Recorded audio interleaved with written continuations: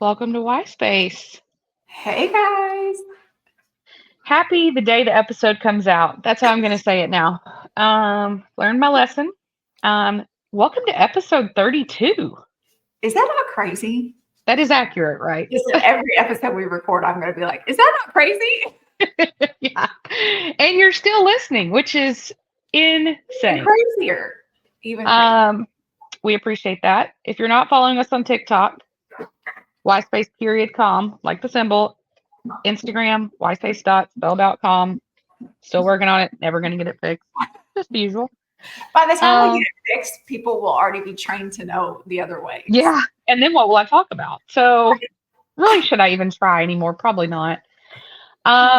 Keep the questions coming. We will figure out when we're going to record the August question episode. I just told Becca we have enough for, I think, potentially 3 so far question episodes. Crazy.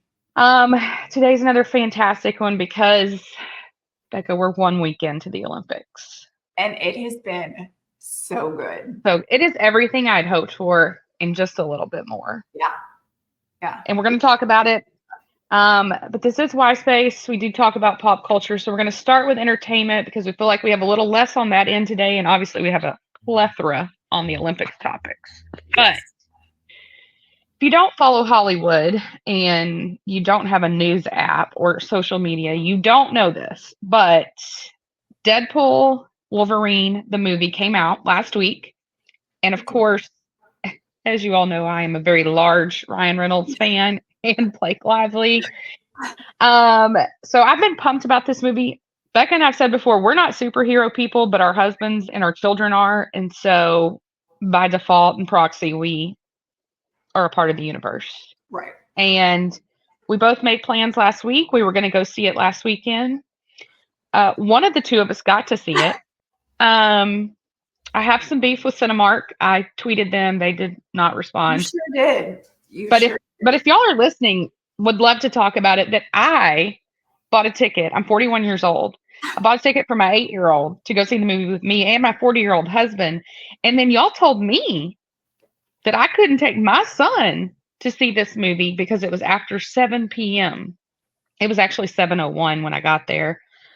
That wasn't in your fine print.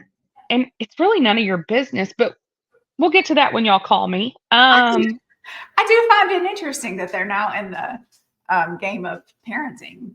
Yeah, good luck. I hope y'all have better luck than we do.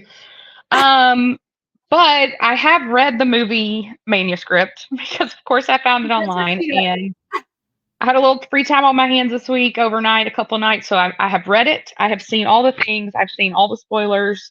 And I will throw out the spoiler alert here. If you have not seen the movie and you don't like spoilers, scroll ahead a little bit. We don't know exact time, but we'll put it in the notes what you should scroll ahead to time-wise. But Becca did get to see the movie. I did. All right, so here's my first question. Okay. Let's just start with your overall take first. Was it a win or a miss? It was a total win. Total win. Okay. Okay, that was where we're going to start. Now, the second thing I want to know, were you more of a fan of Deadpool or Wolverine? I'm always going to lean Deadpool just because that sense of humor that this character has is my favorite. Wolverine was great in it, but he was more of like the sad, frumpy friend. So the real Hugh Jackman in real life is kind of how it's vibed. He wasn't the whole time. What was your, let's exclude Lady Deadpool. We are going to talk about that, but exclude her in that character. Who or what was your favorite cameo outside of, I'm sure the Lady Deadpool probably was, but outside of that? Where we saw their face? Yeah. I don't necessarily know that I had any that stuck out.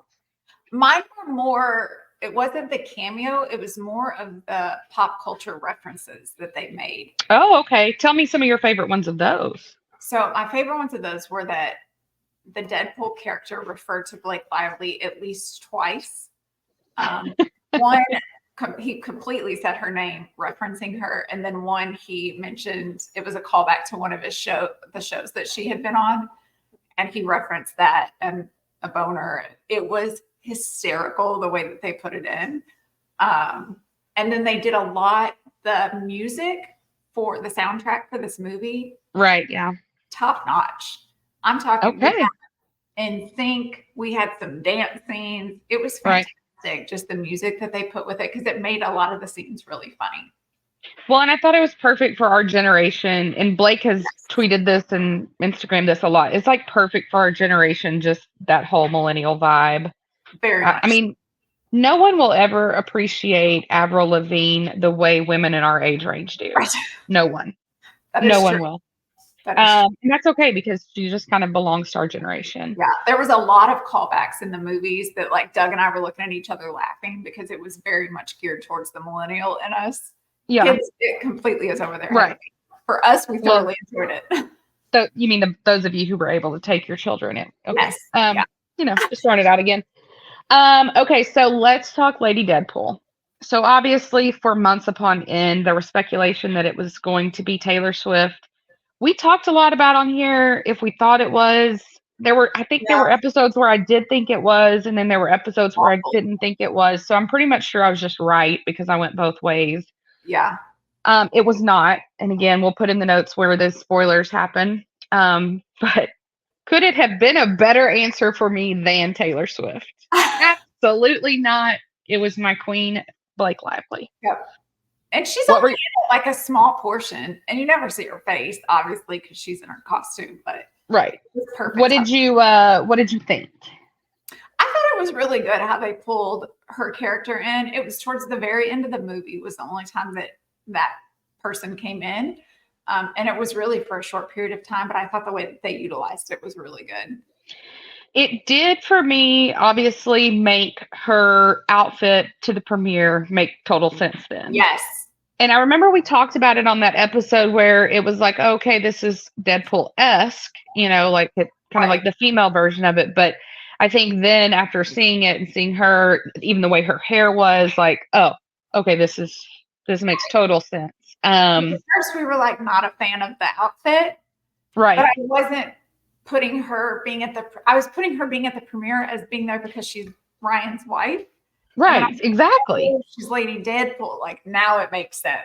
Well, and now that it's kind of how everything happens for us. Now that things have come full circle, now it makes sense to me why she and Gigi came separately from Ryan and Hugh, because it's like she was making her appearance as a member of the cast, not as Ryan's wife.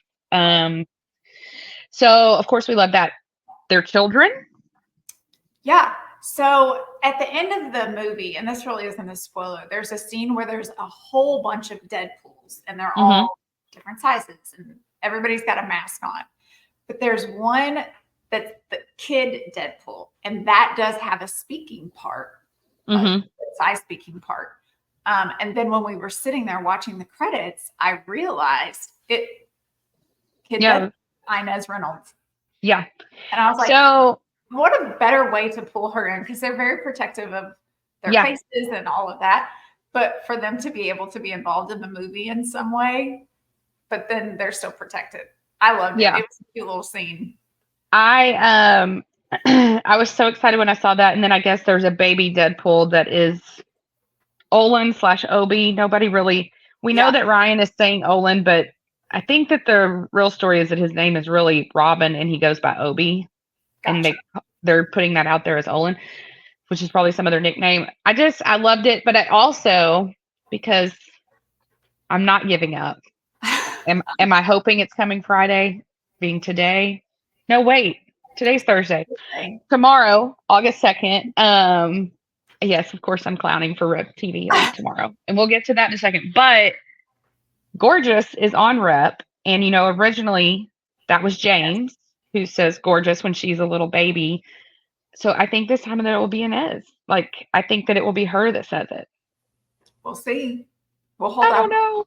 We'll hold on. I mean, you won't because you don't believe the album's going to happen, but I'm going to hold out hope, but I just don't believe. Got it. Okay. Were there cameo, I guess, Deadpool in that big scene? And again, there's a mask on, so you didn't know it at the time. But Paul Mullen, who plays for Wrexham, Yes. was one of the Deadpools in the movie too, which so fun that he pulled in all aspects to do this movie with him. Again, it's why he's like the greatest human to me. Like I just feel like all of it. One of the articles I read, I think one of the things that I have learned, I mean, obviously I love Ryan Reynolds for my own reasons, but what I have seen with all the media that has come out about this is like he just must genuinely be this like incredible human that I want him to be. Because I read an article with Channing Tatum this past week where Channing was talking about his role as Gambit, another person in this crazy universe that we can't even begin to track. His character And was so funny in this movie. but he was saying that like essentially when that was all coming to fruition in the beginning, when that role was going to be its own thing, that he almost lost that role. And that it was Ryan that came to bat for him with the producers of the universe, the Marvel universe, Oh wow. to like secure it. And he said that there has never been anyone in Hollywood who has ever had his back more than Ryan Reynolds. Interesting. And I'm like, and here's the thing, I thought, because I don't really recall a lot of ever seeing them publicly like together. I mean, I know like obviously Channing's now with Zoe and Zoe's in the Taylor world. So like I know that there's all this, but like again, just so many stories constantly come out about Ryan. Yeah. I mean, he's got to be the best human on the planet. Also, obviously Taylor posted about Deadpool coming out that day, which was odd. never happens. I No. still, again, as we say every episode, nothing is accidental. So I still don't know because she had no, at least knowingly, she had no role in this movie. Not that we know of, yeah. So again, of course, I'm already thinking ahead. You know, there's rumors of some other, and now I don't even remember the name. There's some other female superhero that actually has some like musical ability. Oh yeah. I remember hearing about that one. There's some rumor, so I don't know if it's foreshadowing to that, and maybe Ryan and Hugh, they're all working on the script together. I don't know. Yeah. But it was so weird, but it was such a sweet thing what she said, but she also confirmed there that she is at least one, well, it would have to be two by the way she worded it. She's at least two of their children's godparent. Right. Because she said kids instead of kid. So, and she is not one to mix up her English language. So we know that is what is true. That's what she says. So that was amazing. Okay, so out of 10, 1 out of 10, what do you give it? I'm gonna go an 8. 8 out of 10. An 8? What was it missing for you? We all know that my heart is with Hallmark movies, so that's usually my baseline of enjoyment. This one has a lot of blood and gore, and there was a lot of language. So that typically, it fit for the movie that we were at. That's typically just not my go-to to have all of that. Did I question my parenting? A few times. Okay. But Mark, we need you to cut this part out of hearing before you have your conversation with me because... Listen, Grayson's first movie when he was super, super little was Aquaman. So it's not like we've made good parenting choices all along. Like, this isn't new. Our norm. Yeah. Got it. It was just like the opening scene is a lot of blood. And I was like, should we have done this? We're here now. We actually got in. So let's go. So, yeah. I mean, we went at 11 o'clock in the afternoon. So we don't have to point parenting fingers. That's not this show. That's because 7's my bedtime. I'm too old for that. True. Valid. I was worried about myself at the time, but then I got so mad I couldn't sleep. But okay, so you were a big fan though. What did the boys think of it? Being more in that, like what did Doug think? Doug really enjoyed it. We asked the boys what they thought afterwards. Grayson said it was amazing. And Ryder thought it was funny, which is a huge compliment coming from him. He doesn't think anything's funny. So got it. His personality could be because he's 13. So yeah, got it. Okay, well, we really enjoyed it. That's amazing. Hopefully by the time we record the next episode, we will have seen it. I don't even know at this point if I need to see it now, having read the whole thing, but of course I will. Just something when you see the interactions with the characters, though. It was really good.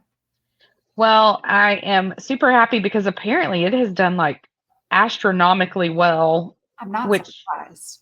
I love. I don't feel like those movies ever like get awards, so I don't really see any of that. But I just love that it, at least money wise, we're padding the pockets because sounds like they got a lot of kids. So Somebody's got to pay for all that. All right, I did have a question, an entertainment question, and actually, I will give credit. There have been variations of this. Hang on 2 seconds. Okay, so I will say that we have had a lot of questions that are very similar to this. Some are way more expanded than top five. Right. But what we're going to talk about is top 5 celebrities who you would pick to have dinner with. Now, I gave no ground rules. Correct. But I will tell you, all of mine are alive. I don't know if you picked any. Okay. Because, some people always have that question, like dead or alive, whatever. Yeah. I didn't really have anybody that I thought of dead anyway, to be honest. Except maybe Princess Diana, but. Ooh. That'd be a fantastic dinner. Okay. All right. So I know. So I'm super curious to see where you go with this. Who are the 5 that you picked? So I picked Pat McAfee. Okay. Have a good sports one in there. Yeah. Jason Kelsey, obviously. Okay. Taylor Swift, obviously. Okay. Blake Lively. Okay. And Julia Roberts. I just always. Oh man. And here's the reason I picked those. Because we were limited to 5. But I still want Travis. Well, we have previously had a question that said the top 25, and I felt like that was a big dinner. That was a whole party. Okay. That's too much for my anxiety. Yeah. Yeah. But I figured if I invite Jason, the kind thing to do would to bring Kylie. If I invite Taylor, she would need to invite Travis, and Blake would need to invite. So really, I still get everybody. We're pretty much at 25. Now, Julia Roberts, though, she feels a little left field to this group.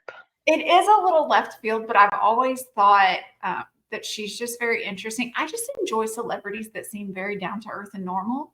So I would be interested to kind of see her interactions with maybe this younger generation that's coming into the pop culture and the movie world, but just also like what's her take on how the industry was when she was in it, what she sees that it's changed to, what are the positives that she sees, and those kind of. I just should be interesting to get that perspective from.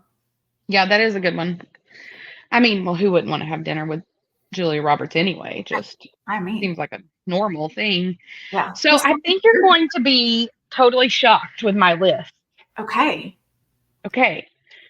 So what I did was I excluded the obvious. Oh, because our tables will be next to each other, so they'll be here. Y'all are already there, so there's always a workaround. I felt like my answers always consistent. I always, whatever it is, I want Taylor, and I want Blake, and I want Ryan. So I excluded them. Now, I did include Kylie Kelsey, which she is a common factor for me, but I feel like in my typical little universe I've built, she's on the outlier. But I did pick Kylie. Okay. So I have Kylie. I have Jennifer Aniston. Oh. I have Savannah Guthrie. That's an interesting one. Note for the audio, the facial expression I got was very perplexed. Okay. Just throwing it out there. I'm concerned where you're going to go with that, but all right. To also bring in my sports, Abby Wambach, who I know is usually on the cusp of my universe as well, but she's not Alex Morgan. That's true. Okay. That's true. Okay. Now my 5th one, I don't think you're ready. Because I think you're going to be like, wow, where did this come from? Well, the Savannah Guthrie one threw me. So what could this be? Trisha Yearwood. That would have not. You could have given me 17 picks and said they're married to Garth, and I probably still wouldn't have landed on her. Oh my gosh. Part of it was I was like, I can't wait to see Becca's face when I have put this. So here's the thing. I came up with a really long list, and then I was like trying to like piecemeal people together with like different types of conversations. Right. But then I was also trying to get outside of my bubble. So that's why I don't have, guys, listen, I don't care if it's like taking a trip to buy a box of Kleenexes. It's always going to be that I want to go with Blake and Taylor. That just is that's a given. That's just who we are to our core. It is. It's just part of our personality. Kylie, for all the reasons that we know and love about her, but also I think not just like the Kelsey family connection. I am super interested to just learn more about like the way she thinks about the world. Okay. Yeah. And so I would love to have that conversation. So that's why I invited Savannah Guthrie, because I felt like she's really good at interviewing people, but she's also a super fun personality. She's very into the pop culture, but she could also help us like get these nuggets from people. That's fair. Okay.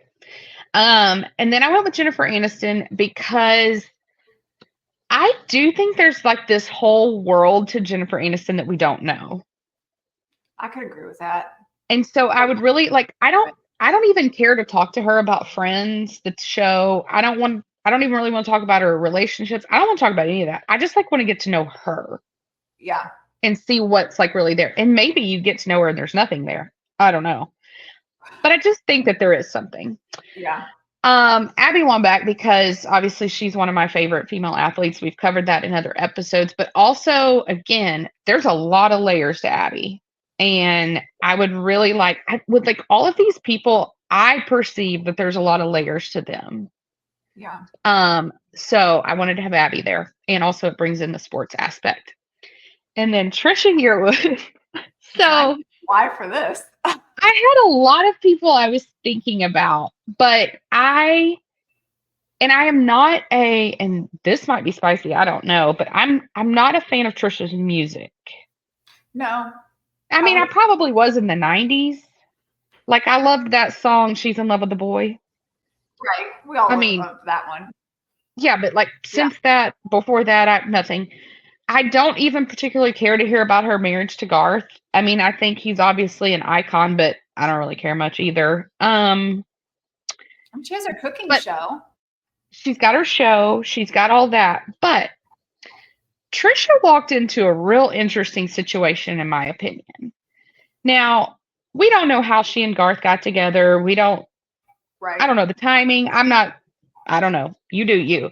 But I think the layers of like, at the time when they got together, he was probably like the biggest name in music at that time, especially for sure country music, but just in the kind of the whole world of entertainment. Right. Very publicly married, children, the whole thing. And then whatever happened. Trisha's been in the picture, but also coming at that time, I mean, she had a pretty solid career too. And so again, I just think there's all these layers to how she navigated all of that, how they have navigated careers together, but yet separate, yet it's all intertwined. But I also thought there was the interesting dynamic of, while Trisha's done a lot in her own right, Garth is still Garth. And then I think about Jason and Kylie.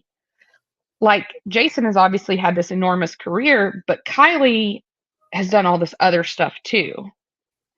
And so I just thought all of those combined would be an interesting multi-layered conversation. Listen, you wouldn't lack for topics to cover, that's for sure. No, it'd be a long party for sure. Yeah. But I thought you'd be very proud that I had a vastly different list than I know you were assuming. I am proud of you. I think that's partially why I threw Julia Roberts in mine, is because I was trying to branch out from my norm. Yeah. I just didn't branch too far from my norm. Yeah. But if I do it, Hoda Kotb would be a fun one. Okay, so I had some struggles because I was debating between Hoda and Savannah, but here's why I went with Savannah. I feel like Hoda would own the conversation. She seems like somebody, I don't know, she comes across like to me like, really? Yeah, I'm not a huge Savannah fan. So that is interesting. See, I felt like Hoda would walk in and we'd all be like, just listening to Hoda all night. You feel that way about Savannah? Yeah, I feel like Hoda does a really good job of engaging whoever she's talking to and getting them to give information. And I feel like Savannah very much turns it to where she can talk about herself. Interesting. Well, we will talk about them when we talk about the Olympics, because I have to say they were two of my absolute favorite spectators during the gymnastics all around. Yes. Savannah with her binoculars was sending me over the edge. I love it. And they were the tiny ones too. And I was like, what could they really be doing? Like, right. I mean, I guess she had to go tiny to stick it like in her little pouch that she. I don't know. Some of their dads had the big bonkers ones. That's true. So that is our conversation about entertainment, which of course leads us into Taylor talk. We don't have a lot right now. She's had a good little break since Saturday? I think Yes. Sunday. I can't even remember now. We finished up Germany. Let's see. We ended with Munich Night 1. She did Fresh Out the Slammer and You Are in Love. And then she did Ivy and Call It What You Want. Both very Travis coded.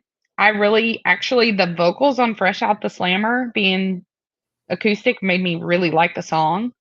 Yeah.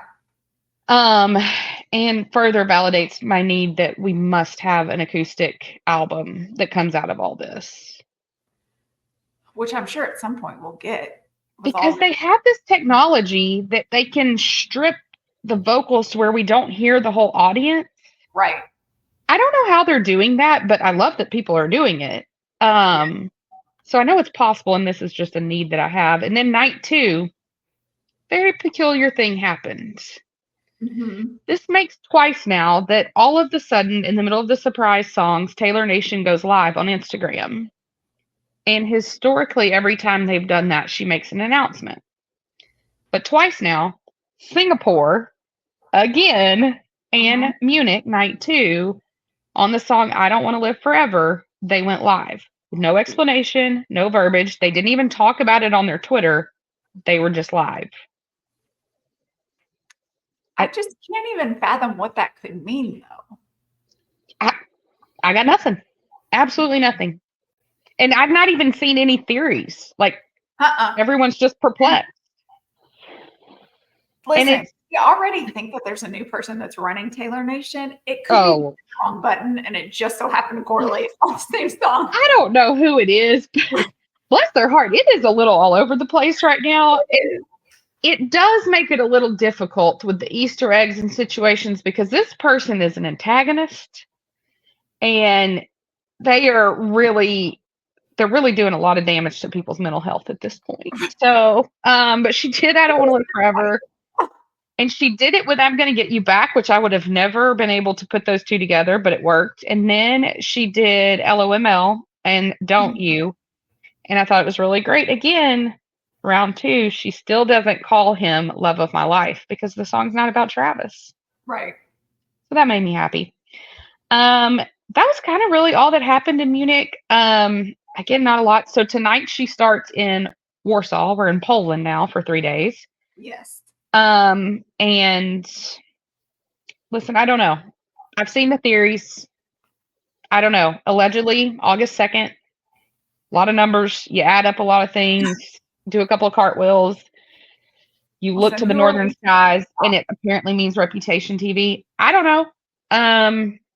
A lot of things have meant Reputation TV, and here we sit. A few things. But listen, I talked to you about this. Tomorrow, Kanye is allegedly releasing Vultures 2.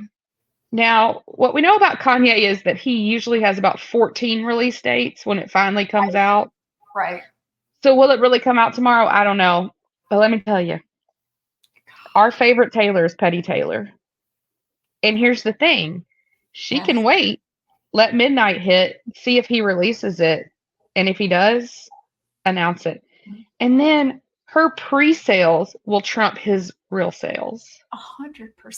And the Petty Taylor that would be. God, we love to see that. So I think it's one of those things because a lot of people are like, oh my gosh, move on from it.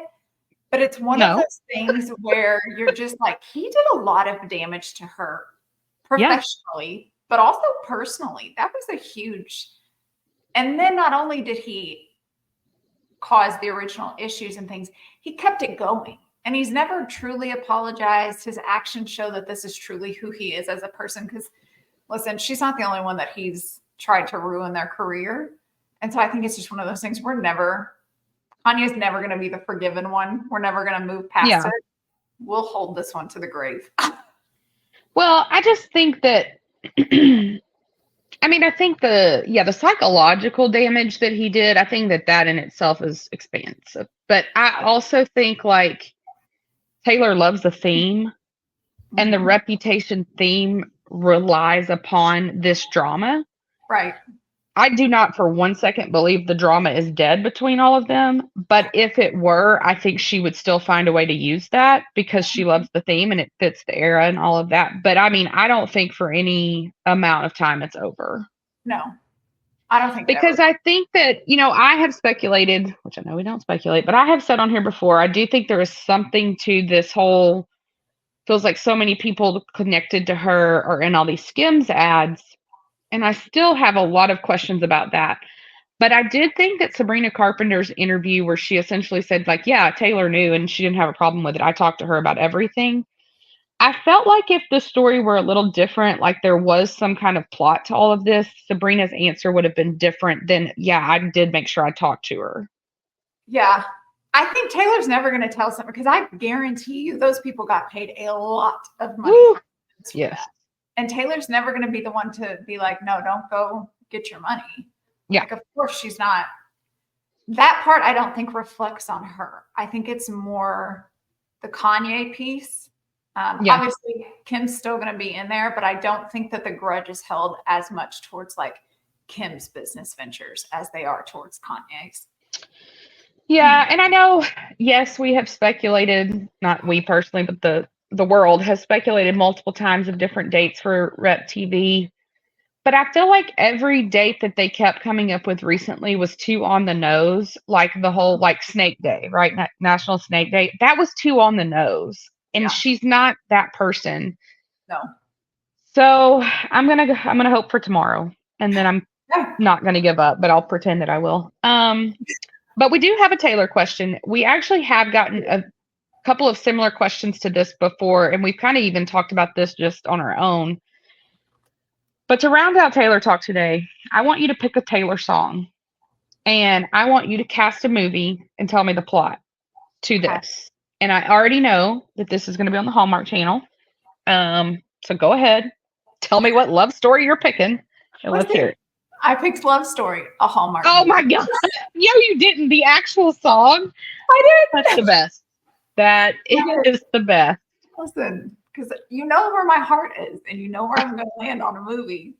Okay. So it's going to be about a young girl who grows up next to a young boy. They're best friends. They grow up and they do everything in life together. They have a falling out when they go off to college. As you do. And they get back together because their town is in danger of being sold. So they both have to come in to try and save their town. Oh. They have to work together. Okay. Juliet of it all. Okay. Yeah. We're going to do Will Poulter is going to be my male character. Okay. I wasn't ready for that. I wasn't ready for that either. And I kept trying. I was like, let's look at mid actors in their mid-20s. And it just, none of them struck me. And then I came on his and I was like, that's the face I need. That's the one. Okay. So I did him. And then Chloe Grace Moritz is going to be my female character. Okay. The plot is spot on as to what I assumed. The characters totally threw me, which is funny because I intentionally did that to you as well. Well, I have done the same to you as well. I love it. Tell me what you did. Okay, so I had a couple in mind. So if the new intern at Taylor Nation is watching, I've got a lot of ideas.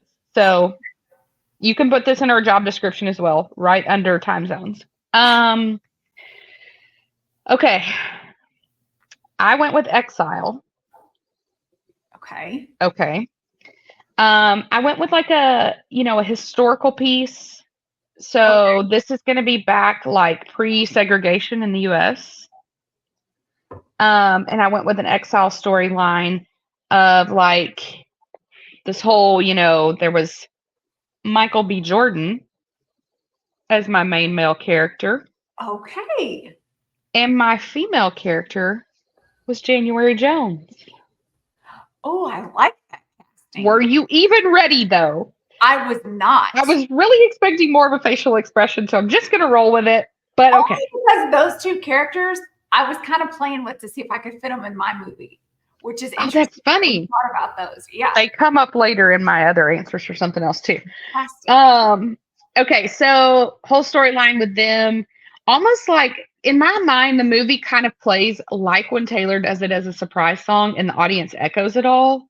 Just Yes. like this massive storyline, two different worlds, like it was all together. And then because like the world was like, this can't happen, everything has been sort of exiled. I like it. But then everything in their worlds is still echoing back to them that it's them. Okay. I'll come see this movie. Okay, now there may be some language. I can get past it. No blood though, no blood. Okay. Okay. Listen, as long as we just have one, having both is a lot. It's too much. It's too much. It's a lot Okay. for me to process. Well, that is our Taylor talk. Who knows what we'll have next week? Every week we think maybe we're going to get to talk about the fact that Rep TV's been announced. Well, at least every week I think we're going to get to talk about that. Becca never does. But you just never know. But it does sound like in our last bit of news for Taylor, actually I have 2 bits of news about Taylor. And I didn't just do the 2 because of the 2s are doing. But right when I did, it made me think of that. I felt dumb and I was like, oh. Okay. No, the other 2 things I wanted to bring up. Number 1, I wanted to say that it sounds like she's going back for week 13, number 1 album. It does. Which, y'all, this is insane. The only other album close for this year that has done anything comparable is Morgan Wallen's album, and she's still beating him already 3 times as much. Which is crazy. But here's what I'm curious about, and I mean no offense. If you are a Zach Bryan fan, if you're an Eminem, I love Eminem, so if you're an Eminem fan, if you are an Ariana Grande fan, I don't know why you are, but I'm not trying to offend you. All of you, Olivia Rodrigo, everyone. I'm not trying to offend you. Beyonce, where you at? Like, you're not even on the chart. You're not even in the top 5. Yeah. It is interesting to have these huge names, but their numbers aren't even close to what Taylor's got. Yeah. But honestly, like, if you truly think about it, Taylor's fan base and her audience is from little kids all the way up to people past their 40s.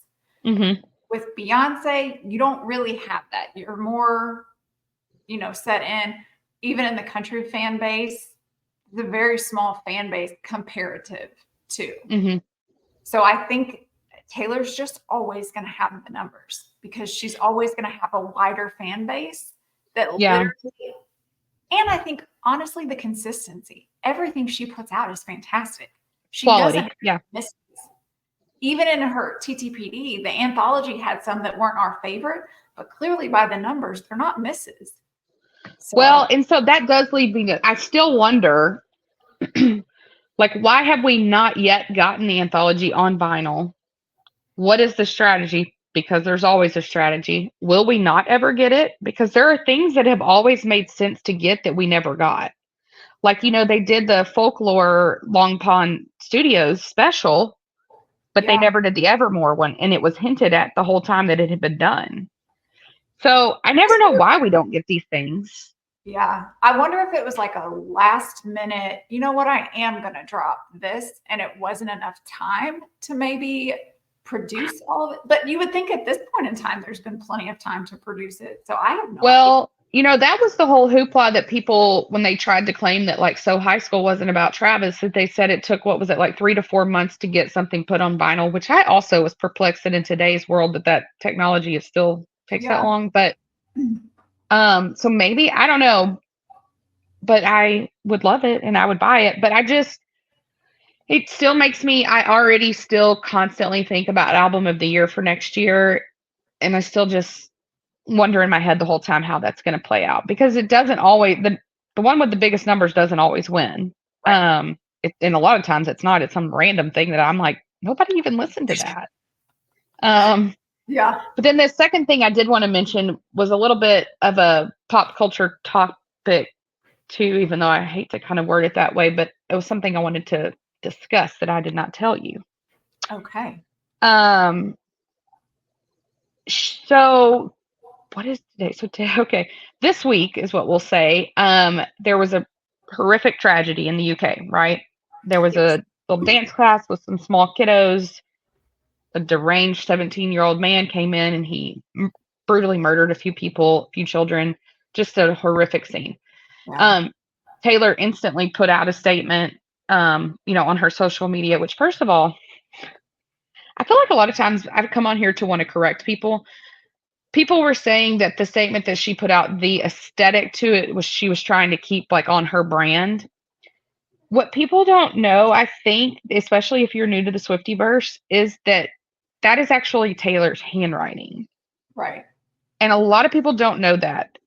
I assume, based on the comments that I read that you put on the internet, that you felt smart enough to put and made yourself seem real stupid. But that's her actual handwriting. It's not an aesthetic. That's the way she writes. And if you have anything handwritten from her, it looks like that. So Yeah. y'all are, again, people are stupid. It has to be said every show. It does. But It does. one of the things that I was thinking about with her, though, in talking to somebody this week who's not the biggest fan, but not like an anti-fan, Okay. she was more saying like she just doesn't kind of get it. But one of the things that I was saying, it's not just the music. We've said this before. It's not just the music. It's the person Right. she is. It's just this whole body of being, I guess. Yep. But also just like the awareness. Mm-hmm. One of the things that she didn't have to make a statement this week. That was not like a Taylor Nation like certified event. Like, she didn't have to make a statement. It wasn't even like the woman who died at her show in South America. That was like actually her show. This was just a random thing that the theme happened to be Taylor Swift, which what dance class these days is not, Right. So like she didn't have to do anything, but yet she was socially aware enough to do it. And here's the thing. I saw that they started like that's what they call in the UK, comparable to our like GoFundMe, is like Just Giving over there. And it raised instantly bukus of money. But here's the thing. We know behind the scenes she has done something. Right. It will come out because the families always come out and say it. She never does. Right. And so I think when people come for Taylor, I'm totally cool with it if you don't like her music. Yeah. I don't necessarily understand that. Like, but I can be okay with that. But like, I just can't wrap my head around like you can't appreciate who she is as a human. Well, I think a lot of times the people that make those statements aren't ever trying to appreciate someone on a human side. They're only discussing their career side. So I think you have to a lot of times take it with a grain of salt. But unfortunately, the people that don't think through things are the ones that speak the loudest and the most often. I think too that's like what I'm looking for in people right now. Like whether it's like a Ryan Reynolds and like the things he did, I don't remember the guy's name, but there was a guy on the Wrexham team that his wife was diagnosed with a brain tumor last season. And like they took care of that. And they don't do any of these things for show. There's a lot of celebrities who do a lot of things that actually help people, but they over publicize it. And while I'm happy that the people got help, like I'm so unimpressed with what you did and the way you did it. And I think that's like what I'm looking for with people. And so like when people are like, oh, you're not a whoever fan. Well, sometimes it is because I don't like their music. I mean, that's just my preference. But then a lot of times too, it's like, I just want to see more from you as a human. Mm-hmm. And honestly, like perfect example, I got 3 comments this past week because I guess I said something negative about Zach Bryan. I remember us talking about Brianna, but I don't really remember going at Zach Bryan, but apparently I did because I got 3 comments. I do not apologize for any of it because first of all, I don't remember it. But second of all, I don't like Zach Bryan's music. That's just my preference. Like, I think he writes some decent music occasionally.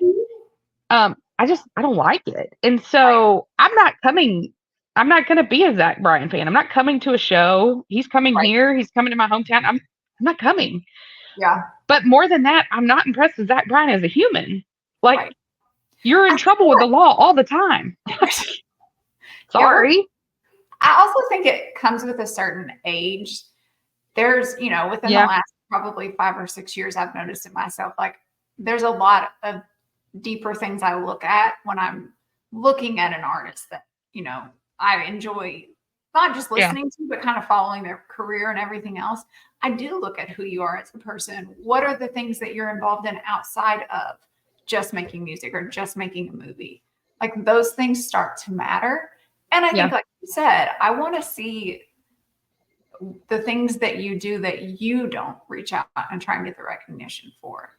Like clearly people like Ryan Reynolds do so much that people are coming out making statements, and we had no idea they were even connected from all those years back. Yeah. So it's just one of those things like that just shows the character of who you truly are when the cameras are in front of you.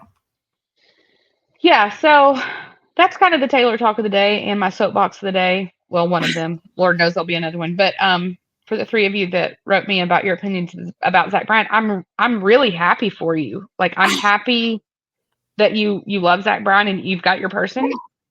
Listen, do it. Like, go do his thing. Go for it, please. I will not help you pay for the tickets. One guy asked for some money for some tickets because I said something mean about him. I didn't even know what I said. No, I'm not giving you any money. But yeah, like, you do you. I'll do me. Like, we're good. Okay. Whatever. What we all can agree on though is, guess what happens the night that we're recording this? So the night that we're recording this, the very first 2024-2025 NFL season preseason football game happens. I feel like we've been waiting for this for years. Just being able to say the words to you that there is an NFL game on TV tonight. I don't care that it's the preseason.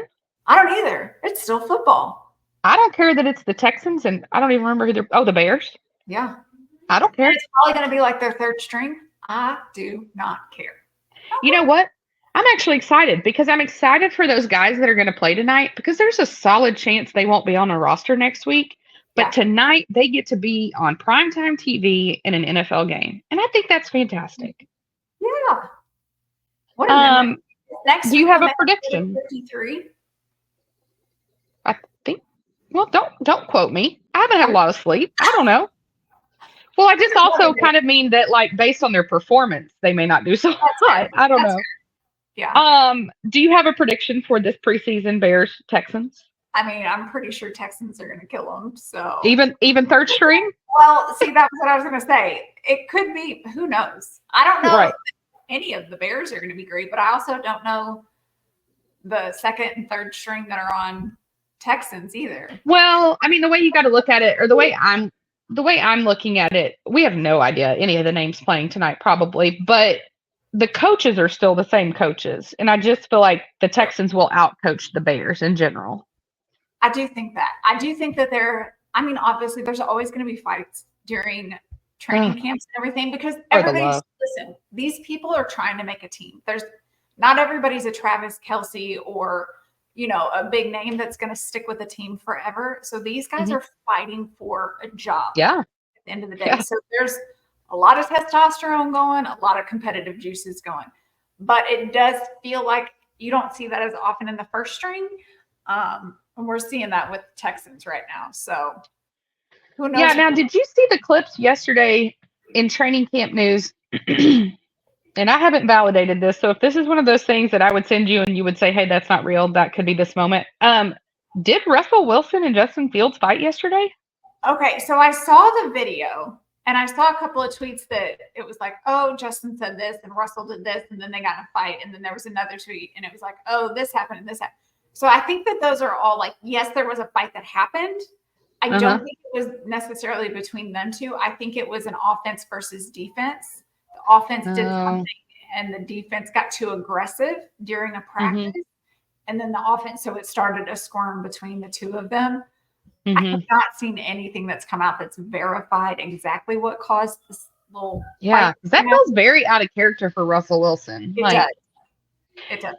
And I would just assume, like, just in theory, maybe Justin Fields is super confident in himself, but I just don't feel like I come in thinking like I got a shot to take his job kind of situation. Yeah, I also think it's probably out of character for it to be Justin Fields as well. I don't think either of them started that fight. It just seemed odd, but I didn't get to do enough research. Quarterbacks are leaders. They're not the ones starting. Now they're going to get in there and make sure you do what you're supposed to, but I don't think they're going to start the fight. I do feel like I jinxed a couple of people last week when I said that shockingly it seemed like we were kind of skating through training camps with a lack of big injuries. Do feel like, and my apologies to a few people, Still not a lot of huge names yet, but I do apologize. And it sounds like, I don't know if you saw what I sent you this morning. It sounds like, I don't even know what happened exactly, but Deonta Foreman, I don't know how you say his first name. I mean, they brought a helicopter on the field. So that's I just, did not see that. yeah. Apparently it was like helmet to helmet, neck, instant pain. And they brought the helicopter straight out on the training field. So Gosh. I don't think that bodes well. You hate to see God, that. I just am so, that's one of the reasons I love that training camp starts, but I so get ready for it to end Yes. because I don't want anything to happen. Yeah. Have I seen what? Have you seen the pictures coming out of the Dallas Cowboys training camp? You mean it looks like an abandoned warehouse? Yes. Yeah. Yeah. There's about 4 people out there this week. That's wild. Yeah. I need to talk to a friend of mine works for the Cowboys, and they usually take everyone from the headquarters out there to California. I need to talk to her about that. Yeah, it looks, man, again, we've said it over and over. I have no idea what's going on. No. And I think some of it's probably because you've got some of your bigger names sitting out of practice because they're doing contracts and all of that. I also think, like, you're in California. Your fan base is in Texas. Again. I know. I did do that. I did talk to Retha about this, who has her brother is in the NFL. I was talking to her about how this whole concept of the teams going to training camps in other cities. I mean, even the Chiefs being in St. Joe, that's still 45 minutes to an hour from here.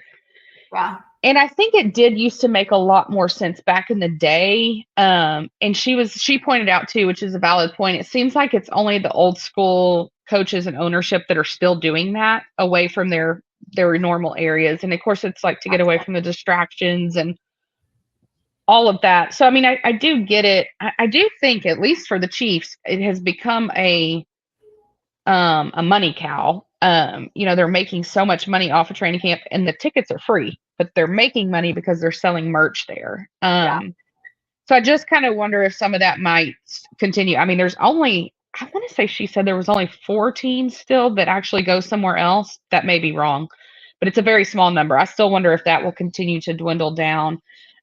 We did have our tickets last weekend. I had things obviously that came up that I couldn't go. We do have tickets for Sunday. God willing, and the ceiling doesn't fall, we will go, and I will have our report from that. Have you had any thoughts based on the coverage and stuff we've seen on the Chiefs training camp? Not really. I'm very interested to see what their 53-man roster is going to look like, and some of these rookies that they've picked up, who they're going to keep and who they're actually going to play, versus who's going to be kind of their second string backup that's going to sit there. I really think the tight ends, you're going to have a lot more newer faces that are going to get more airtime. So that'll be interesting to kind of see their dynamic. It looks like with the receivers that we brought on this year, I think we're going to see a different Patrick than we did last year. I don't think we're going to have as much of a run game. I think we're still going to have a solid run game, but I think we're going to get to see Patrick do some more of the throwing that he likes to do. Yeah, I'm super pumped to see his season. I think I am most interested to see how the wide receiver room shakes out, because I feel like there's just a lot of newer names because obviously we needed them. Obviously Hollywood Brown, Xavier Worthy, Rasheed, because the Chiefs are still saying as of this week, the NFL has not contacted them at all. And so the way that they all say, all they that know what they are talking about, say that means that he most likely will not face penalty this season. Which honestly makes sense because you've got to wait for everything to go through the court system. And that's, well, what I'm hoping is that gives him enough time to pay these people some money and let's go away kind of thing. But I think obviously we've got those 3. I mean, those are clear locks to me. I think after that, it gets a little murky. It sounds like Kadarius Toney is taking way more snaps on running in the running back. And I'm kind of good with that because the dude is lightning fast. He just can't seem to catch the ball. Yeah. I have noticed repeatedly when Travis is walking into training camp, he's with either Clyde Edwards-Helaire and or Kadarius Toney. And I have said on here before, I really think that Travis had a lot to do with Clyde coming back. and I'm super happy that he did. Yeah. I kind of wonder if that will play into Kadarius staying as well, because he was obviously on new heights having Kadarius's back, even when no one else did, including me. I do think Sky Moore could get cut, and I could not be happier. I think we'd be okay with that. Couldn't happen to a better dude. I don't trust your judgment. And not going to say why, but I don't. And if you've watched the show, you probably can guess why. I don't think it's a huge loss to the team. No. I honestly don't think a loss of Justin Ross would be a big loss either. I just think at some point, too, though, we got to have backups because of the injury problems. I do think this Jared Wiley kid, the tight end, is going to be fantastic with Travis. I really want to see him play. Yeah, I think they're going to be really great together, but I think because I do think Travis, he's getting there. He's getting up there. He's going to be out even. We noticed it a lot this past season. He came out almost every other play. I do think there will be a lot more of that this season. You too. I mean, he's even kind of flat out said his body the past year was very hard on him. So yeah. I'm excited. Yeah, Pacheco looks like he's running madder than ever. So I did see that Nick Bolton got carted off yesterday with an arm injury. I saw that. That is not what we need to have happen. No. Let's hope that's nothing. And I will say, I mean, blessings upon blessings to every bone and muscle in Patrick Mahomes' body. But I will say Carson Wentz is having a hell of a training camp. Well, but he's been a first round. He should be. He should be too. He's kind of come in with it's a whole new offense to him, all new players. He seems to be connecting really well with a lot of them. But I think that, and we've talked about it with the WNBA in Las Vegas, there's something to be said when you come into a group that it's a group of superstars that are very confident in themselves, but they don't have to be the one in the spotlight. So I think when you come in as Carson Wentz, who is a big name in the NFL, and you're coming in as second string, I think that group just really seems to accept you in, and they don't care what string you are. You're there to make the team better, and that's all they want because they want to go for a three-peat. So I think when you come into a group where you feel accepted and you feel valued, you're going to continue to excel. And that seems to be what the Chiefs do best. Well, and I think one of the things that Brett Veach does really well when he goes out and gets these players, I mean, obviously you never want to even consider an injury to your big name people, but it is a part of the game. And so I think what he does really well is he goes and he gets really good backup players. And I think that a lot of teams miss the boat on that. They go spend a ton of money on that big name, and either that big name has a wash of a season or they get hurt or whatever happens. And they didn't invest the time and the money in the people behind them. And I feel like Brett Veach does a good job of getting those people for Andy Reid. And it comes across like the coaching staff coaches them all like they are the starters, whether they are or aren't. And so they are prepared in those moments when somebody goes down, they come right in. Yep.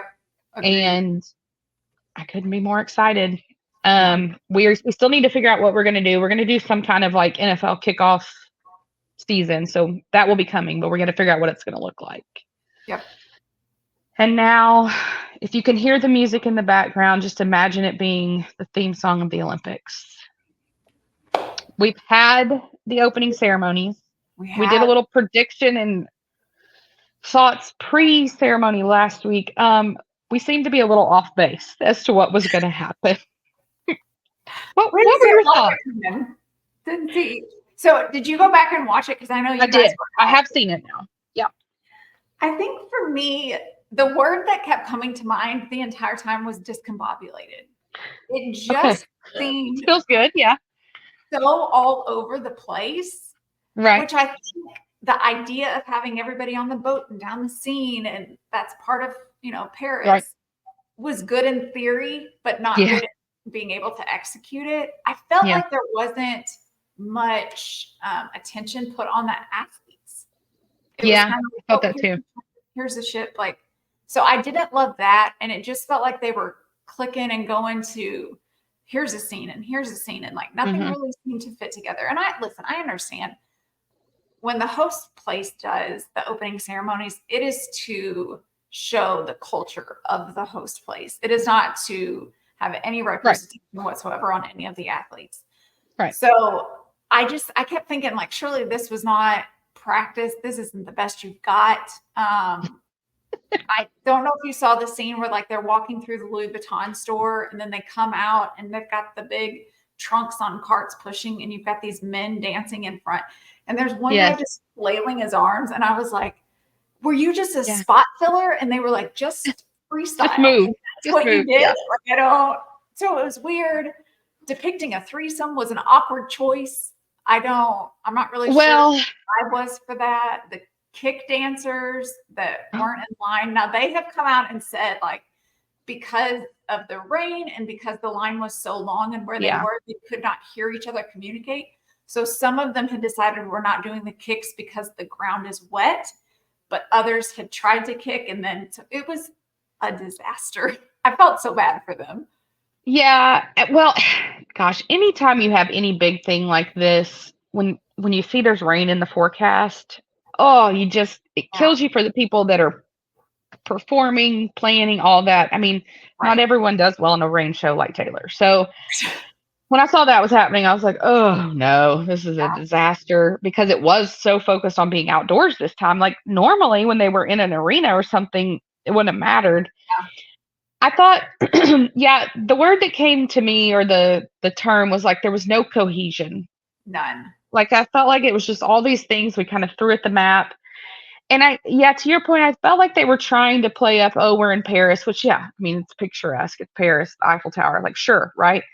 Yeah. But it was almost like they were trying to go with that vibe that they did when they were back in Athens. And there's just a really big difference between, first of all, that's like the birthplace of the Olympics, but also the aesthetics of the Coliseum and, like the headpieces, all that. Like, that is all just like, you don't need pomp and circumstance, because that does it for you. That is not what happened here. It felt like they were trying to be over the top, like the French fashion and all that. Like, it just, it was a total miss for me. Yeah, beforehand they kept saying that their focus wanted to be on the athletes and the Olympians this year, and that was like almost when you were watching like an afterthought. The ceremony. Yeah, it felt like a complete afterthought. Like, oh, by the way, there's thousands of people here that are the best in what they do, and we're barely going to give them any attention. So it was a complete miss for me. I thought it was the worst opening ceremony that we've seen in a long time, for sure. To come up with something better. Obviously, there was a lot of parts that caused a lot of people to get up in arms about. Understand, though, depending on your own personal background. Yeah. As a whole, I didn't feel like they did the Olympics any justice. No, and I mean, all the hoopla around the whatever it was even supposed to be that somewhat depicted the Last Supper. I don't even really understand what like they were going for in general, whether it was that or not.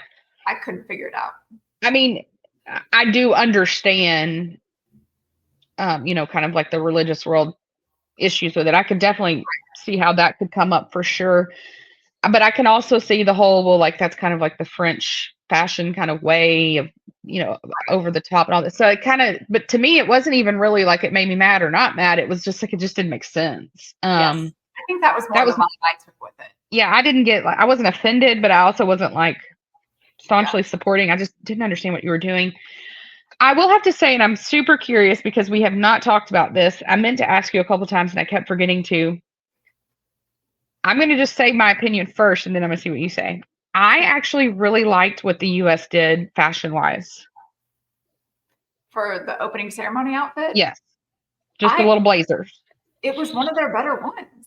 Okay. That's what I thought too. I mean, it was simple, but I thought it was like, okay, this works. And I liked like LeBron and Coco having the white ones as opposed to the navy. I thought they all looked real classic. I thought it was, usually I feel like we look like airline stewardesses, but this year it felt like they spent a little bit more time trying to tailor the outfits to each of them. Now the jeans were an awkward fit on some people, but it is what it is. A lot of people you're trying to fit jeans to, and jeans are already a difficult thing to purchase for yourself. So, but no, I agree. I think that their opening outfits were Really good. Did you see or even Um, remember the Bahama opening outfit? I don't think I saw that one. I was gonna ask you about one too, and I was wondering if you were about to say that. That's why I looked like that. So the I'm looking it up Bahamas is now. who I could have gotten behind. They were in hoodies.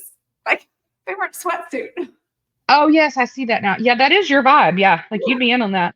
That No, was I was gonna ask you if you saw, and I don't know if it was like the whole I don't even know how many delegates they had, but I saw the men from South Sudan. Did you see them? I don't think so. They were in some like stunning like black suits. Um, I thought they looked so sharp. I don't know, like Okay, I just pulled their picture up. They looked yeah, very nice. like I just thought they were like killing it fashion wise, and I was like South Sudan. Who even knew? I think even LeBron came out and said something about how Oh, nice well, it looked. Yeah. listen, if LeBron's thinking it and I'm thinking it, clearly we're right. So, but yeah, for opening ceremonies, I would say it was a complete miss. I will say, so let's talk a little bit about the competition. We'll put a spoiler note in here, I guess, but like seriously, if you haven't kept up, that's kind of on you at this point. By the time I this can't, airs, this is not a spoiler. I can't help you at all. I'm gonna start first with my first disappointment of the games, Okay. Katie Ledecky. And now let me say, since then she has come back and she's won a gold. She's kind of redeemed herself. Mhm. Her first medal race though, she fell apart. Yeah. I was so disappointed because then she was Katie Ledecky again yesterday. She What was was the finished. first one? I can't remember. I can't remember the number, whatever style it was. Wasn't it? I think so. But then she comes back yesterday and she was who she is. But, She was done. Like she could have been out of the pool and had her hair dried before anybody else finished. right? And that is Katie Ledecky. In that race that she did yesterday, she owns the top 20 best times in history. I can't And even. yesterday, she was done so early, but yet it was still like middle of the road on her normal time. Yeah. But Yeah. yet, 3 days before she got a bronze medal. What are we doing? Listen. I was so mad because I thought she was gonna blow it. I thought she was gonna blow the entire Olympics, and I was pissed. I think it's just one of those things that her focus is more on the endurance for those 1500-meter ones. And No. she can do the fast ones, but then you're going up against people that only train for the fast ones and are much younger than you are. Like at some point, your body, you can train all you want, but your body's not going to be quite as fast as some of these younger people. So it kind of makes sense, but still, when you see the name Katie Ledecky, you just want her to take gold every time. Yeah, I'm just like, come on. So that was my first note. And then I think, of course, obviously, the most important thing, in my opinion, so far that has happened is that Team USA women's gymnastics team, the Redemption Tour, as they call it, or the F around and find out, whatever you want to call it, they came in. And let me tell you, I was like not breathing, because there were a lot of things going wrong left and right in the whole competition. I mean, obviously, leading up to it, we had some of our best people we ended up not even being able to take. Yeah. So that happens. Then we've got the little 16-year-old. She, I just felt sorry for her. I mean, she walked out in her little tracksuit, and I mean, she was ready, but we're not going to let you do anything. And then you had Jade, who I still honestly don't understand why we didn't let her do a little bit more, especially in some of the events that she had. Well, okay, so I had a whole conversation with somebody about this, and I learned a couple of things that I didn't know, and I'm sure you already know this. But so when they have the scores at the bottom and they have difficulty in execution, what I did not know, or if I did know, I have forgotten this, that difficulty score is already set. And so like when I come in and I'm presenting to them what I'm going to do in the Olympics, all my flips and cartwheels and such, they give me a score. So 6 whatever, right? That's how difficult it's going to be. And then my execution score is what's going to go up and down based on how I do it. And then my difficulty score only changes like if I screw up something that I was supposed to do. I didn't realize that. I thought it was like, okay, yeah, we know coming in it's like this level of difficulty, but it's still determined only based on how you do it. I didn't know that. So actually saw Sean Johnson East on her Instagram explain that specific piece. And so she said Oh. there's 8 judges on the floor.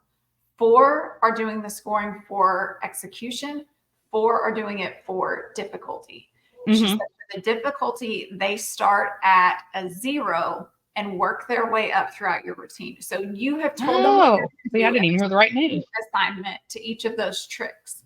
So then they start at 0, and as you do those tricks, they'll add those points in. Sometimes you'll skip a trick because you get in the middle of your routine and realize, I don't think I can pull this off. So that's why they add it as they go. The execution starts at a 10, and those 4 judges will then work their way down as you make errors. Then that's what we see on the final score. See, I didn't even get the right story. Now, do you think that there is an application process for us to be one of these judges? I think that we would probably need to be in the gymnastics world. There's prior Olympians and famous gymnasts that are these judges.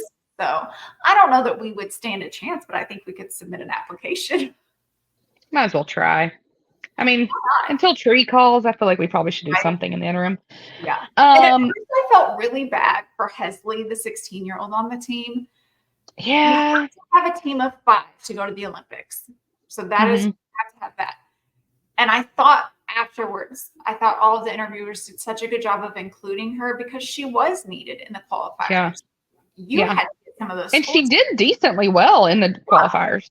And so then when you go to the finals, you can only have 3 people compete on each event. It could be 3 different people each time, but only 3 of your 5 can compete on each event. And when they went to look at each apparatus, her difficulty levels were not as high as what the others could do. So that's why she sat out, is because even if she nailed what she did, her numbers wouldn't be as high as the others could be. So I thought that they did a good job at the end. And I think that the team did a really good job of including her. Like, you still earned that gold medal. You still got your team to qualify for the finals. So, yeah. Yeah. A couple other things that happened that I lost all oxygen in my body. When Suni fell in the practice on the uneven bars. Yep. Well, of course, obviously, first I was afraid she was going to get hurt. Right. But then I was also like, it's such a mental game. Like, please do not let this get in her brain. But true professional, as she always is, just came back. Now, the woman, was she from Brazil, Flavia or whatever, that fell and hit her face and still went on to compete when you know she had a massive concussion? Had to have. Yeah. I saw her fall off of the high bar, and it was like her neck bent and her knee. I thought she broke her neck. I really did at first when she didn't move. I was like, oh my God. And it was such a weird injury that it like cut across her eye, and that was what happened. But I mean, props to her. Her eye. I mean, props to her for competing after that happened, because I'd been like, bye-bye. Listen, they take that. It was swollen and bruised, you could see. Because they were saying, like, when she goes to do, like, the balance beam and the vault, like, now you really only have one eye that's got true vision of where you're supposed to be. Like, that's got to throw you off. Yeah, like, that's probably not what I need to have happen. The other time I quit breathing was when Jordan Childs did her beam, and we came off the beam right at the beginning. I was like, what? No. It's one of those things where you know that her difficulty level is so high. So yes, that's going to take a hit to the score, but like, she can get there. But I think, like what you were saying, you worry about their mental state. Yeah. If you're starting off on an error the whole time in your head, how do you flip your mental to be like, I got the rest of this, we're fine. That's not. Yeah. You know, there's been so much that was said in the past Olympics when Simone dropped out, you know, for her own mental health and stuff. And I think, I think that did a lot for like just mental health awareness when that happened. And I think it also changed the whole vibe of this team for the better. But what I saw from Simone, because now this sounds like I almost sound like a fool for saying this, but she wasn't as perfect as she normally is. There were a lot of things that she didn't seem like she did as well as we've seen her do, which again, I can't do a cartwheel. Right. But I think what was the difference was her mindset. She was just locked in. She was like, And every time she finished something, even when she had made kind of, either she hopped too far, a couple times I thought she was going to fall off the beam. Yeah. She has this look when she gets done. And I do think she's looking at her parents and her husband, and she's just kind of like, oh, I got this. Yep. And I think that that's good to see, obviously, from a health perspective, but also I think all of the U.S., we owe a significant thank you to Michaela Skinner, because I'm going to tell you that those girls came out there and did what they did to shove every bit of it in her face. Absolutely. And I have loved the petty side of them on social media. They have learned well from Taylor, and I think she deserves all of it. And the fact that she has now blocked Simone is so freaking hilarious. Picture and sharing that with the world. I was like, I think Jordan Child, like Simone is obviously, like, when we think of athletes, and obviously now with that medal and what I hope and pray she does here in a little bit today, like, she's obviously the top of the game, right? But Jordan Child, she might be at my dinner party too, because I think my girl is like, I will cut you. And I love her. Simone is the one that you get the impression she's more going to be quiet and just prove it to you. She's going to let her action prove it. Prove it to you, but she's also going to call you out on it. And I love it. And I think Simone's kind of like Simone's caption. It was short and sweet, but very to the point on Instagram. Jordan's going to like do it, get her medal, and just rub it all over your face. And I'm here for it. Comment what down. Which I was honestly shocked to see her say anything. I was too, but that just goes to show you how big of a deal. Honestly, if you think about it, like all of these gymnasts from all of these years back are always so supportive. Even if you don't agree with whatever, none of them have ever come out and spoken against the U.S. Olympics team. Yeah. Maybe some of the coaching. Yeah, for sure. Yeah. But for Michaela to come out, you truly understood hers was a place of jealousy. And there was no reason for it. And then to say the lack of work ethic. And then not only did they win gold, but they were significantly above the second place. It was crazy. I did appreciate Michaela Maroney, or whatever her name is, coming out and say, hey, I just need to clear my name because because that meme of her for years now has been the best, where she's like got that like, what is happening look. I love that. You could just today after the first event in the finals, when they were already, even with Jordan's fall, they were well above the rest. Way ahead. That's what the tone of like, guys, we've made it here. Yeah. Go for fun. And I feel like they did seem to, they were like the way they were dancing around. And even when they would get done, they would come off just so much more like in the moment celebrating than ever, which I think that's why they won. So today, though, is the individuals. Do you have any predictions? Individuals? Am I wrong? Because I think it's like right here in the middle. Maybe I'm wrong.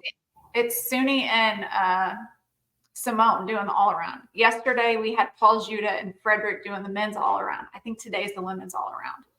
Maybe that's what I meant. Is this weekend? Okay. Well, what are your predictions for today?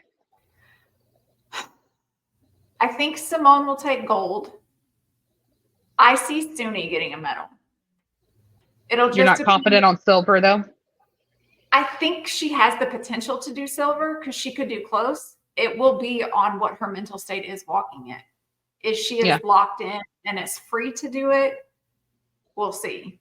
Because the men did fairly well at their finals. And then unexpectedly, in my opinion.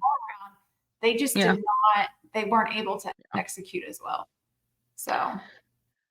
well, we'll see. Do you have has there been any other big stuff that you wanted to bring up before I ask you my last two Olympic questions? I think did you watch any of the rugby games, the women's rugby? I'm so glad you brought that up. I forgot that I did. Okay. Again, this is much like my lacrosse debacle with Judd. I have no idea what's happening. I don't understand the rules, but holy moly. Because they can still be on the ground holding the ball and just pass it to somebody else. So and they can like roll it. Yeah. So I don't get it. It's not like a football play, like how I for sure know a play ends, but I love it. And it's tough. They don't have helmets on, and they are. And we never hear about CTE with these people. I don't understand. First of all, no, I knew nothing about rugby. I mean, I knew it existed. I was so in. I want a T-shirt. Like I love them. And I love, of course, that Jason and Kylie are there. They are Team USA rugby all the way. Yes. But yeah, they were freaking amazing. It wasn't even on my radar. No. And I didn't realize they had never won a medal in women's I rugby. didn't either. And So that the men haven't since like the 1800s or something. Yeah, I watched the men's game. That wasn't great. Yeah, what a lot to talk about. Yeah.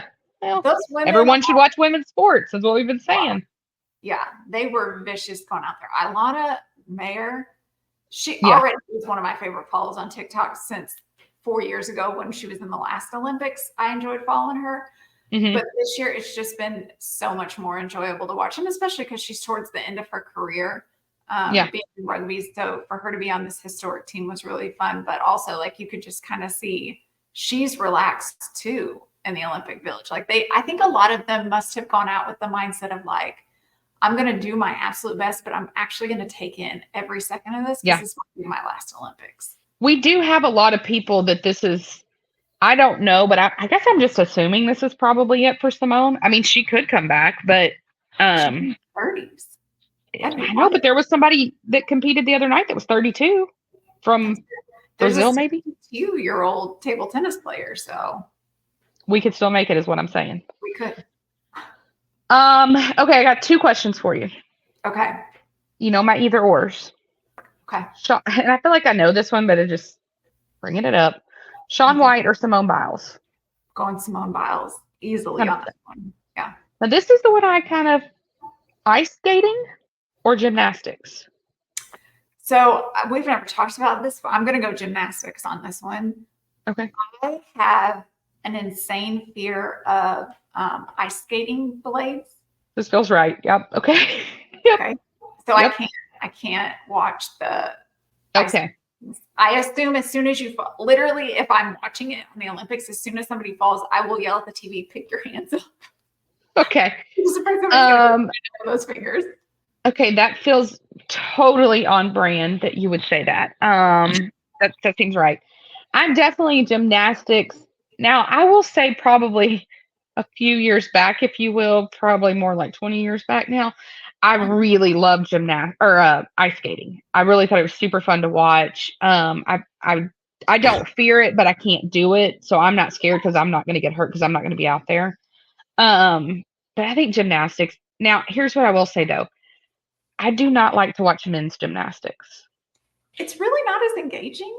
I didn't realize their floor routines did not have music, and that really threw me. It's so awkward. So awkward. I just no. Now, so for that, I'm out. But women's gymnastics, pretty much over everything. So in the Summer Olympics, I feel like gymnastics is like our number one that we watch. Would you say in the Winter Olympics, is ice skating your number one, or do you have something else? Yeah, I do think I would say it's. Yeah. Well, okay, so I'm struggling because I shouldn't have thrown out. This is very hard. I'm so sorry. Not for the audio. She caught me off guard this time. So skating in general, yes, I would say in the winter. I don't know that I would say ice skating. The speed skating. Now, again, not that one skating thing where it's like they're in a marathon. Not that. I don't need to see you go 300 times in a circle. I'm out. But like the Apollo Ono events where it was like the speed skating. Yeah. Woo, I freaking love that. So I would probably actually put that above not gymnastics. Why? I can't even speak. Above ice skating. Okay. I think. But that is kind of a tough call. Okay. Now, does the speed skating scare you as well? I still get very concerned because they put their hand down a lot when they're making the turn. Well, and it makes me very nervous. They do have gloves. I just don't know what's like. Is that a metal glove that you have on? It's ironic that your fear is more around the hands because when they are doing the tandem, the partner ice skating, I'm always fearful that their leg's going to slit the throat. Yeah, I'm pretty sure that's going to happen one day. Concerns me. I can't do it. Yeah. Do you have a different favorite winter sport? I really like watching bobsled. Oh, well, yeah. Cool runnings. I mean, we all do. My favorite one that I never miss is that one where they like ski really fast and then they like lean their body forward. Oh, yeah. Well, okay. So that was what I was kind of torn. I'm torn between speed skating and the and I don't know the name for it, it's partially why I did not say this when you asked this, any of the ski jumping that they Yes. have to do. Like, I don't like to watch them just ski, but when they do those jumps and flips all in the air, I think that's amazing. I've convinced myself I can do that one where all you do is lean your body forward. Could I? Absolutely not. But when I'm watching, listen, if we had lived in a colder climate growing up, my parents should have put me in that. That was probably next on their plan. That's probably what it was. Best opportunity by then. So next week we'll come back with more Olympic news. Are you ready for some listener questions? I am. Man, we covered a lot today. We have, every time we think we don't have much, we have too much. We do. All right.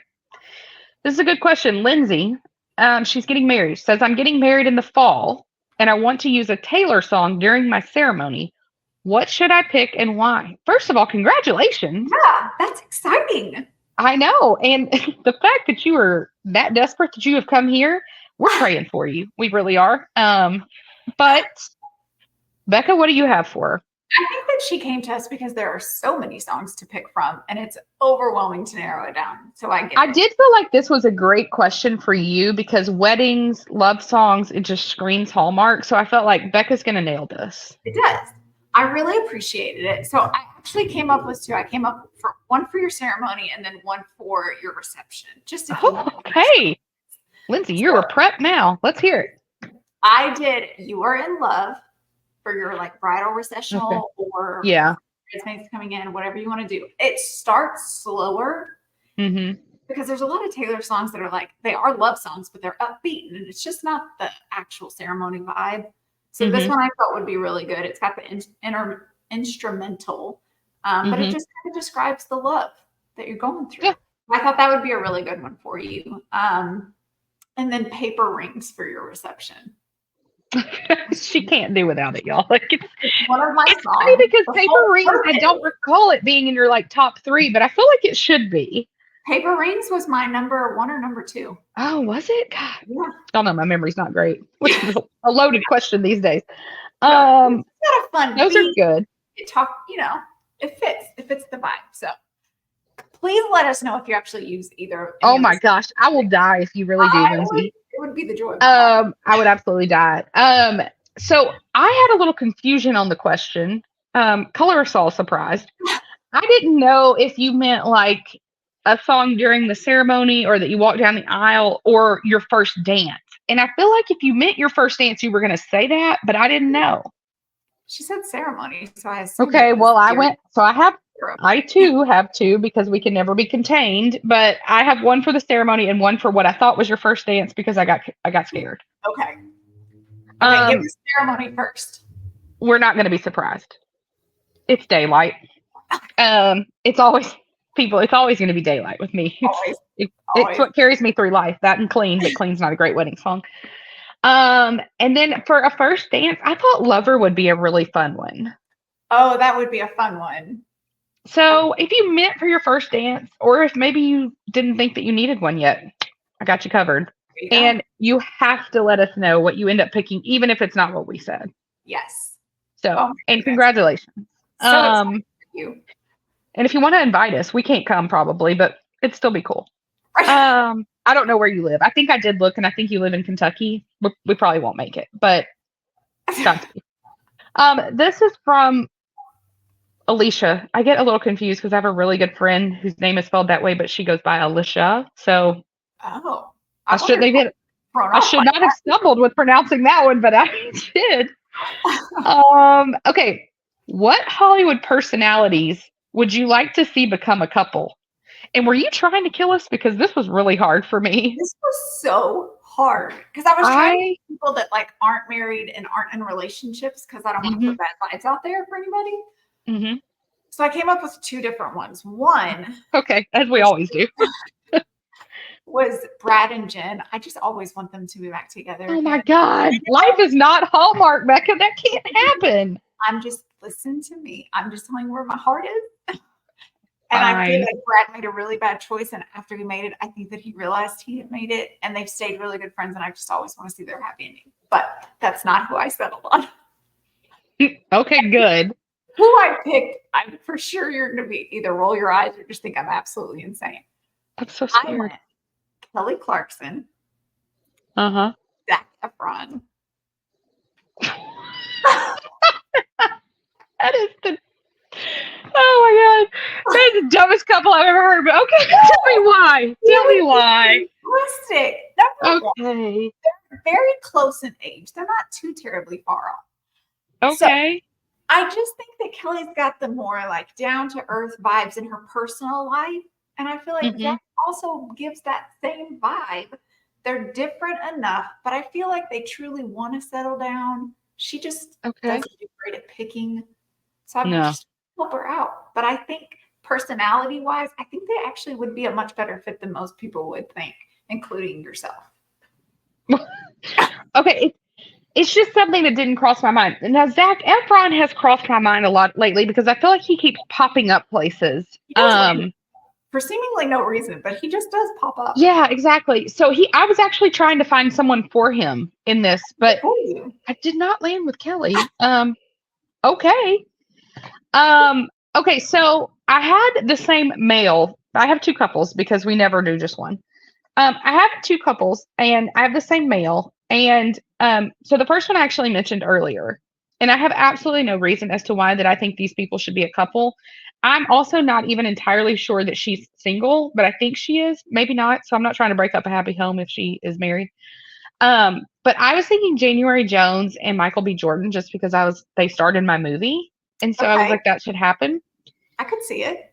Why not? Okay, so number two though is really probably where our conversation will lie. I went with Michael B. Jordan and Khloe Kardashian.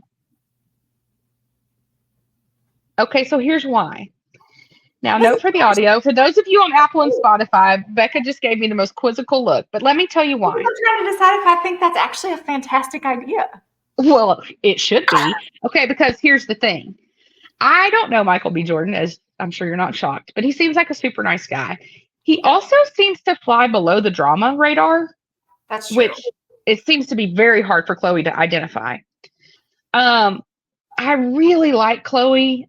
I mean, I disdain what the Kardashians like have done to Taylor and things like that. But even when all that was transpiring, Khloe still, I mean, yes, she still posted the snake, but she was a little on the peripheral. She's my favorite one of them anyway. And I really do want her to find someone good because like I feel like she deserves it, whereas I'm not quite sure the other two deserve that. And she obviously prefers the darker persuasion.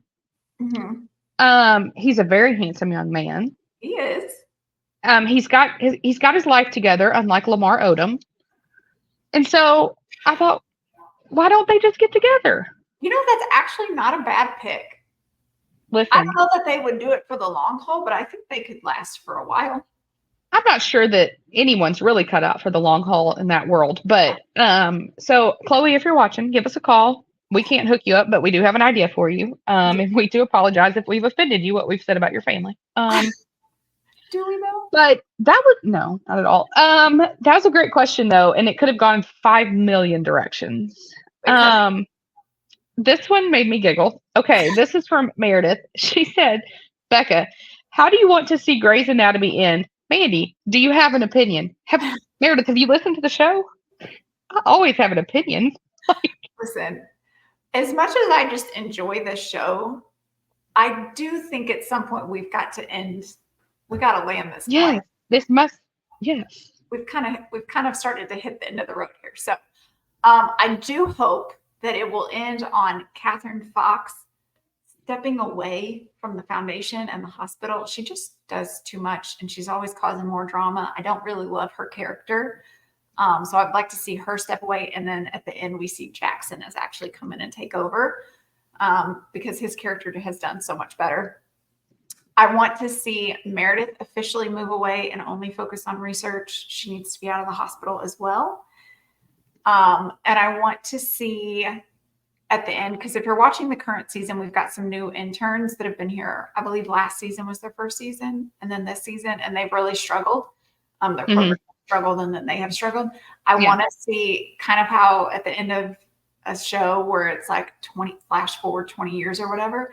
I want to see that they all became award-winning surgeons and that somehow they're linked to still like Meredith and all of them, like they've gone to work for those foundations and things, or that they're running the hospital, being like the head of each area. I think that would be a fun way to end it. If you're going to end it now, which I think we really should this next season. I don't think you're ready for where I'm going to take the show. Are you going to put them all on a plane and just crash it? Oh no, because my God, that's happened 14 times on there. That doesn't do anything. Times. It doesn't do anything. No, I have kind of a tragically sad ending to it all. Shocking. Yeah. So where Becca's Hallmark, I'm the opposite. As I say, it doesn't go the Hallmark route. Are we? There's no blood to this story, but okay. So, and I don't know where this storyline has gone, but like kind of briefly where I used to still somewhat follow along, Meredith's daughter, Zola, Yes. right? Zola. She was having a lot of anxiety, fearful that she was going to get Alzheimer's, right? Yes. Okay. Well, so no, I know you're not ready, but hold on. She doesn't get it. She doesn't get it. But Meredith does. Okay. I kind of feel like that's so anyway. So this story is Miranda Bailey telling Zola the story of Meredith's life start to finish. Because Zola is writing a book for her mom to be able to read through, kind of like 50 First Dates, to remind herself. That's actually very good. I just don't love it. Shonda, call me. This is gold. I'm telling you. Actually, really good. I kind of feel like the whole vibe that they gave the last few seasons with Meredith doing such intense Alzheimer research, I kind of feel like they're setting her up for being diagnosed with it. I've always thought it was going to end up like she was in a dream or like she was asleep or something. Like that's none of this really happened or something. I don't know, but yeah, that's where I want it to go. So that's good TV right there. So telling you. Last one from Sarah. I'm new to loving the Chiefs. Parentheses, longtime Swiftie. Am I just getting into the team to only have my heart broken soon and Travis retires? Which I think it's a super cute question. And I looked and she's an older Swiftie and I love seeing that. And I don't mean that in a negative way at all. Like, oh, can you hear me now?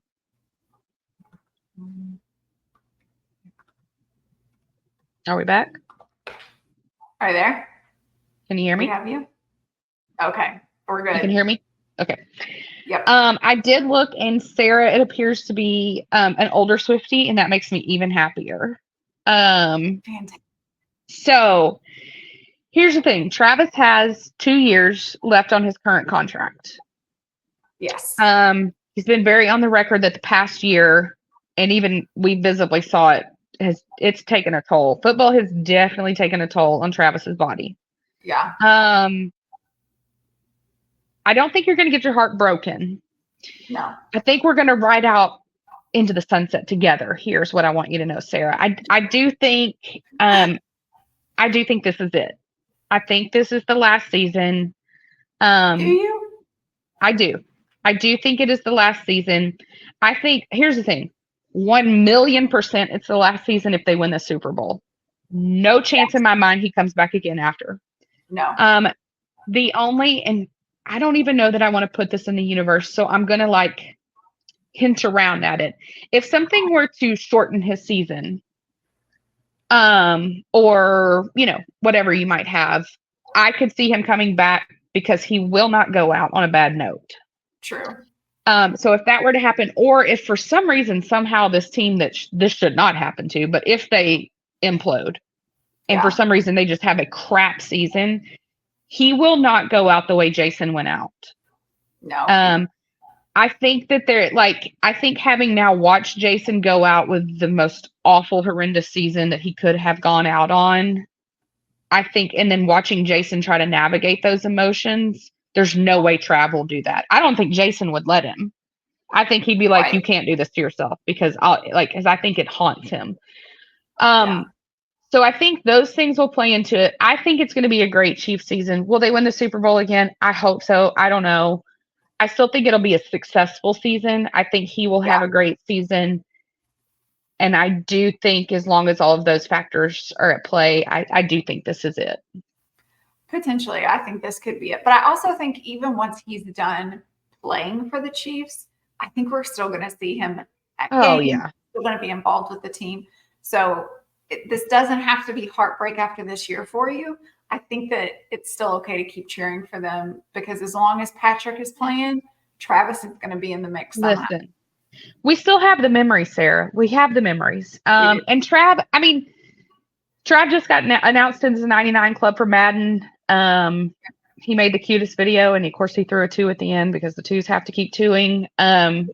You know, even if he does retire, they're still going to be married there, so we're all still going to be happy. It's all good. It's all good. All good. Yep. I think that's it. Yeah.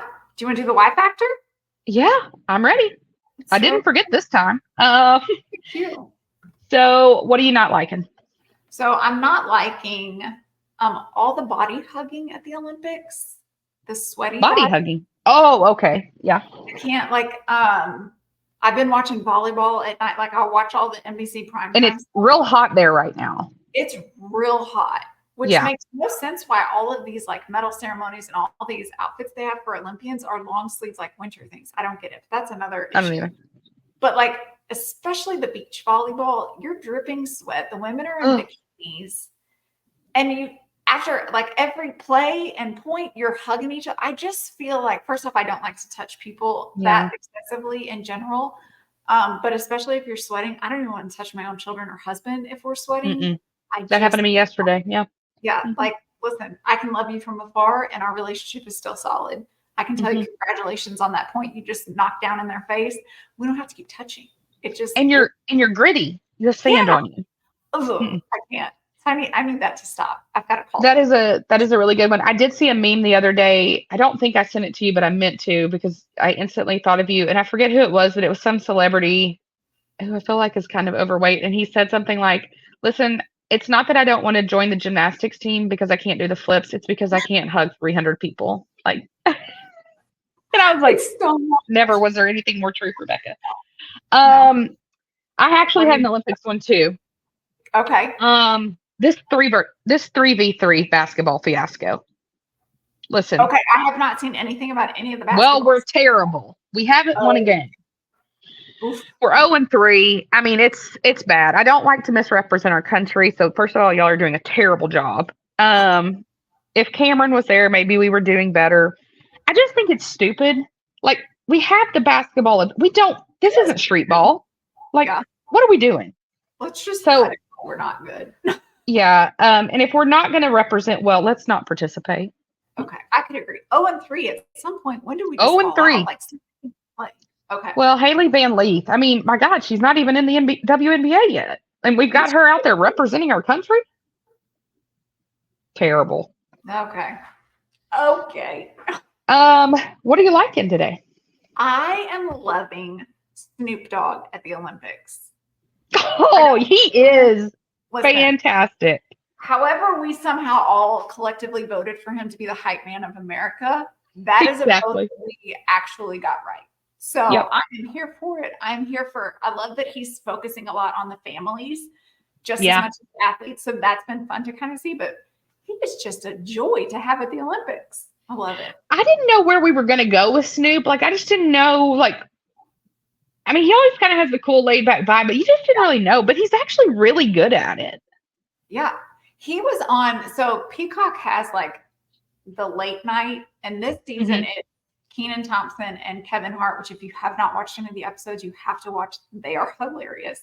Oh, I will, yeah. Snoop was on it last year or the last Olympics with Kevin Hart. So freaking funny. But I think they saw how much people really enjoyed that. And so that's why they kind of pulled him out and let him do his own stuff. It's good. No, he has been great. I have two as usual. And actually one is somewhat connected to what you were saying. It's my guy Flava Flav. Listen, we love him because he's the king of the Swifties. We love him. He obviously went to the Germany shows. She even shouted him out during Karma, which never happens. And the fact that she was like, Flava Flav, I thought it was fantastic. But also just his support of that women's polo water polo team. I just, again, we say it all the time, you should be watching women's sports, but like he really took like a team and a sport that nobody cared about and has Yeah. really done so much for them. And he's like their biggest hype man. And I love that. He has no reason to.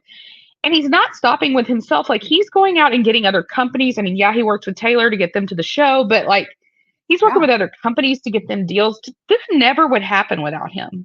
No, you're And absolutely so right.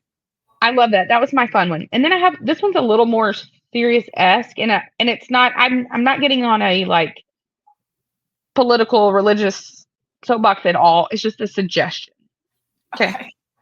There was a podcast and it actually came out this morning. And I have obviously not really had a lot of sleep this week. And so I was up really early and I caught this one. And it's a show I used to listen to a lot and I kind of quit for a lot of reasons. But Annie F. Downs podcast, that sounds fun. I haven't again watched a lot of it lately at all, but she had Jonathan Merritt on there today. And I adore Jonathan Merritt. If you're not familiar with him, he's a columnist. He writes a lot for a lot of publications about politics, spiritual stuff, culture. He's also got a new book out. But Jonathan's dad is James Merritt. And if you don't know who that is, you weren't raised like we were. But Dr. Merritt used to be the president of the Southern Baptist Convention. He's a pastor in Georgia of a large Southern Baptist church. Jonathan is gay. Dr. Merritt is obviously a Southern Baptist preacher, so I'll let you figure that out on your own as to how that plays out. They were actually on the show together today. And wow. I'm almost positive they said this, and I think I know this to be true, but if I'm wrong, I'm sorry. I do believe this is the first interview they've done together about their journey with all of this. I listened to the whole thing, and of course I've read the transcripts because it's me. It's actually fantastic. And I will say, Annie's not always my top fave. But I thought she did an incredible job navigating a very complicated conversation. She's very good friends with both of them, actually, and they're all Georgia Bulldogs. So I will tell you, they start the episode predicting the Bulldog season and all that, which hoopla, and nobody cares about y'all. But it is actually really, really good, and there are so many really good nuggets in it. I think if you were raised the way that Becca and I were, I think it's really an important episode to listen to. Yeah. And then also if you were raised the complete opposite or you have completely changed how you think from how you were raised, it is a fantastic listen. I cannot say enough amazing things about Jonathan Merritt. We all know that I have this book manuscript, and if Jonathan Merritt became the publisher of it, would make all of my life dreams come true, besides Blake starring in the movie of it. But it's just a really, really good episode. It's episode 906. Of That Sounds Fun. I know. I was like, oh, moly. I think I quit listening around 120. So, yeah. But it's really great. Yeah, you should totally check it out. And you should go follow Jonathan on socials. He has a new book out. And you can follow his dad if you're more of that type too. Because he actually, I was happily impressed to hear the things that he said. So, it was really good. All right. I like those. So that's what we got for you, folks. Episode 32 is done. All right. Well, thanks for listening, y'all. Follow us on the socials and keep sending your questions. Bye, guys.